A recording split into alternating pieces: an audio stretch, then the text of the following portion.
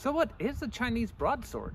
The stereotypical saber seen in kung fu schools and kung fu films starting in the 1980s has a very distinctive profile. This is a lovely example from swordmaker LKChen. It has a very unique characteristic flaring blade towards the tip here. And this is seen in, again, media that depicts it being used throughout centuries and centuries of Chinese history past.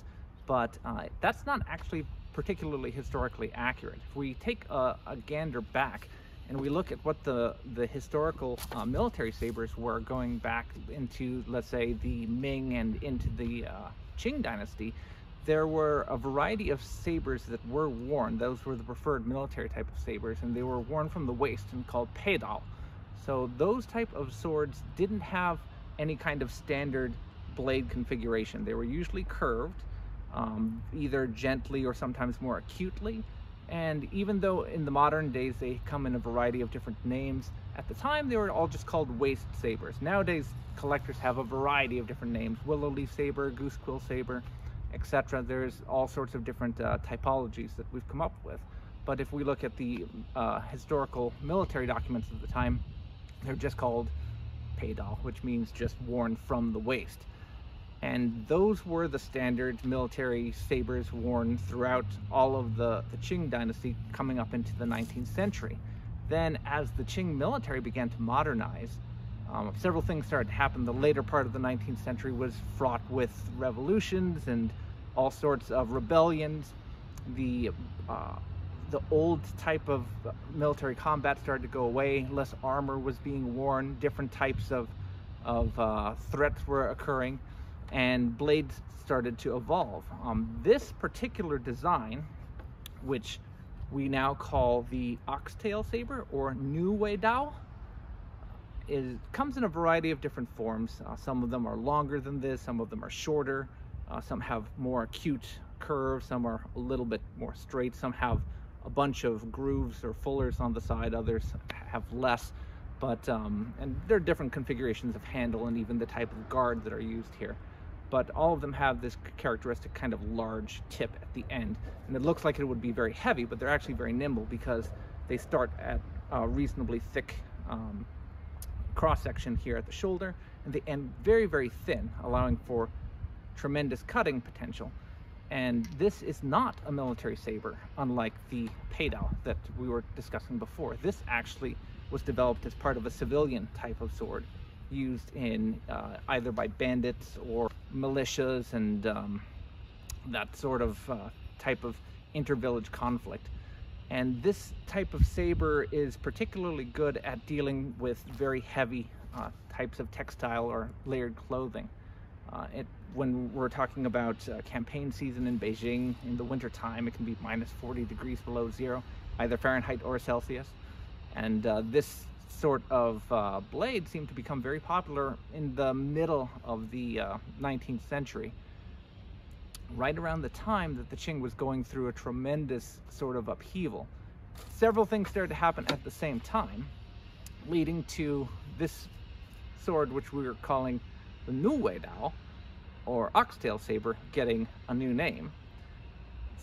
The Qing military ended up realizing that it needed to modernize, and starting in the 1870s, it did away with much of the old Chinese style of bannermen system and the spears and arrows and muskets, and started using European style military, European style weapons, including European style swords. So all of the old Qing armaments went away, including the old Dao.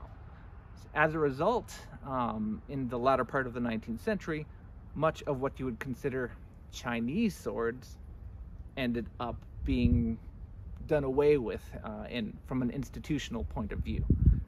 What remained instead were these swords, these kind of civilian swords that were seen in martial arts schools, used in bodyguards, used in, again, occasionally civilian militias.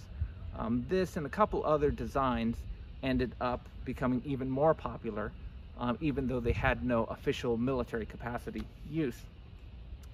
As a result, they became kind of ingrained in the mind of foreigners who visited Qing China at the time as the kind of archetypal Chinese sword. But where's the name broadsword come from? It is broad, although people who are perhaps new to the world of swords might think of something like this when they think of the word broadsword. That's a result of things like Dungeons and Dragons. The term broadsword in historical sword collections and discussions really doesn't come into older medieval European swords. It's something for a kind of 17th, 18th, or I should say 18th, 19th century and beyond terminology. Nick Thomas has a wonderful video discussing the use of the word broadsword, so I'll put a link in it below.